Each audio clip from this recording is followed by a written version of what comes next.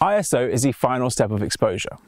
The light has passed through the aperture of the lens, past the shutter speed onto the camera's sensor, and the ISO basically dictates how sensitive the camera's sensor is. It would be like using different speeds of films, only this time you have a different speed of camera sensor. ISO stands for International Standards Organization, and although that may seem like an arbitrary name for it, what it does is it ensures that every camera has the same sensitivity at ISO 100, ISO 200, and so on and so forth. It's not a photography related term, it's just the term that's used. It's ISO, International Standards Organization. ISO is usually the last camera setting that I adjust. The reason being, I like to keep my ISO as low as possible. So oftentimes I don't need to increase the ISO, but I leave it to the last because sometimes I don't have enough light. If I don't have enough light from the aperture and the shutter speed, then the last step is to increase the exposure using the ISO. Let's have a look at the ISO in practice then. I've set up my camera here. I've set the shutter speed to 1/100th of a second to minimize any camera shake, because I'm probably going to zoom in a little bit. The aperture is set to f/16 because I'm shooting a landscape and I want a nice deep depth of field. And the ISO is set to 100. Let's have a look at what that looks like. A horribly underexposed photo. But we've spoken about ISO before in terms of stops of exposure, so we know that we can increase the exposure if we adjust the ISO. So as I select the ISO, I'm going to increase that by 2 stops of exposure. So I've gone from 100 to 200, then 200 to 400. That is 4 times as sensitive as it originally was, 2 stops.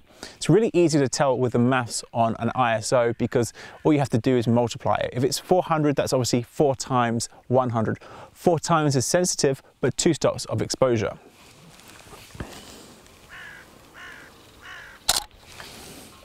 Okay, I still see that that is vastly underexposed.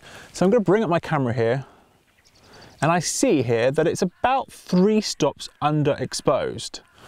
So I can adjust the ISO again by going 1, 2, 3 stops, and now I'm set to ISO 3200. And that looks like a good exposure. However, it's not as simple as just turning up to 3200, because just like shutter speed and aperture, when you make one adjustment, there is something else to consider. When you change the aperture, the depth of field changes. When you change the shutter speed, you see motion blur or you freeze motion blur. And when you change the ISO, you increase the digital noise, the grain. We can see an example of high ISO in this video. So when I talk into this camera, we have a low ISO, good image quality, wide aperture.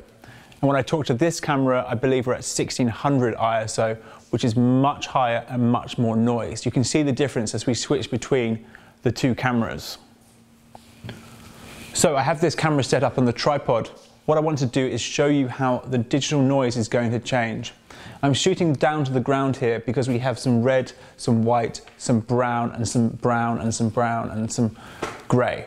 The idea being that this is where we're going to start to see some digital noise. So I've set my camera to manual, and this is going to be a half a second or 0.8 second exposure at 3.5 in ISO 100, and I'm going to cycle through at each stop. So this is ISO 100. You'll find that that has very little digital noise.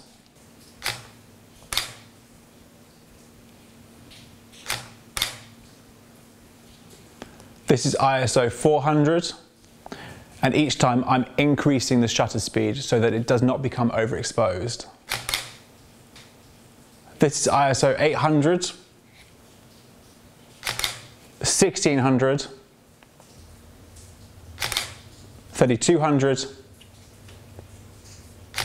and 6400. You'll start to see that those photos get much noisier.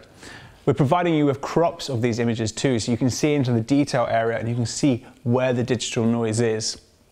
It's important to try and save the image quality where possible, but it's never the priority.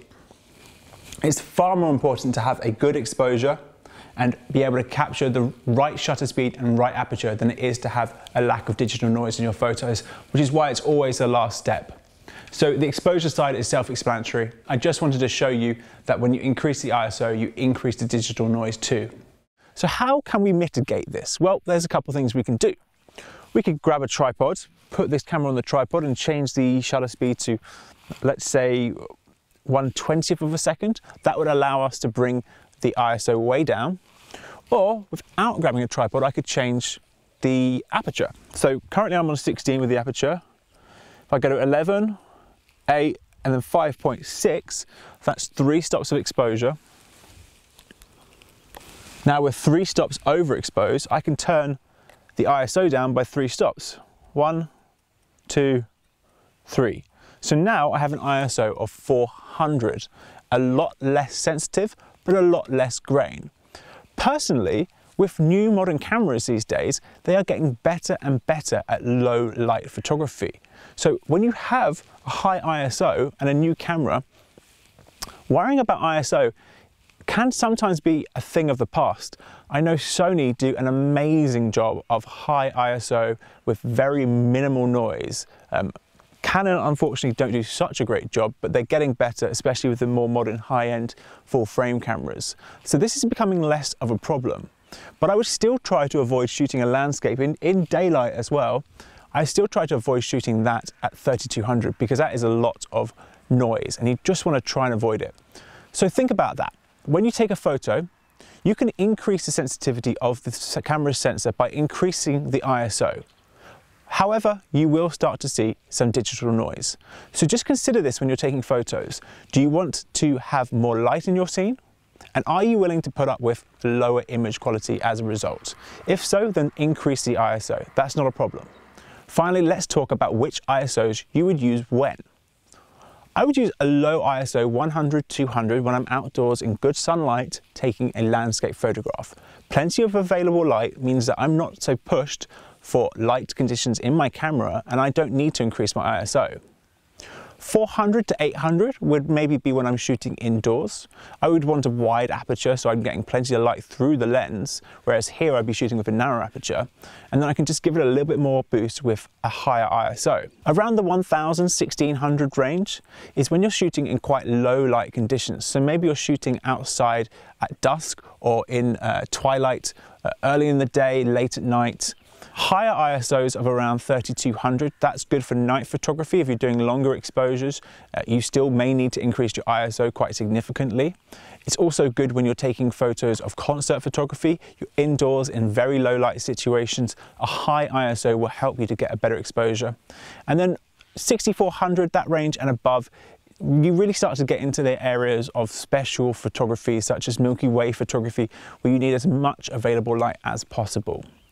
And of course, this all depends on how you're shooting. If you have a tripod, you don't need to push your ISO so high. If you're taking a photo of something that's still, you don't need to worry about it moving, so you can increase your shutter speed and worry less about your ISO as a result.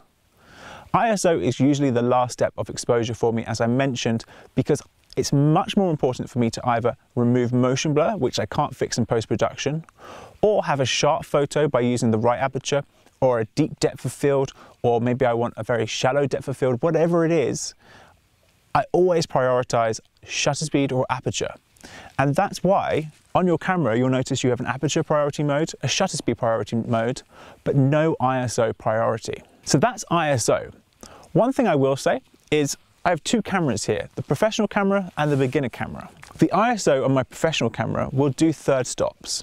I can go from 100 to 125 to 160 to 200. Third stops just like you'd find with a shutter speed or an aperture. However, on the entry level camera here, if I select an ISO, I can only do single stops, 100 to 200, 2 to 4, 4 to 8, 16, 32, 6400.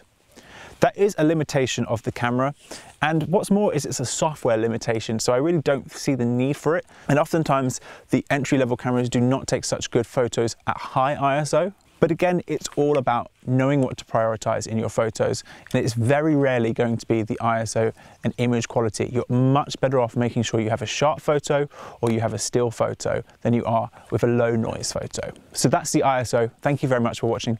If you have any questions, please leave me a comment.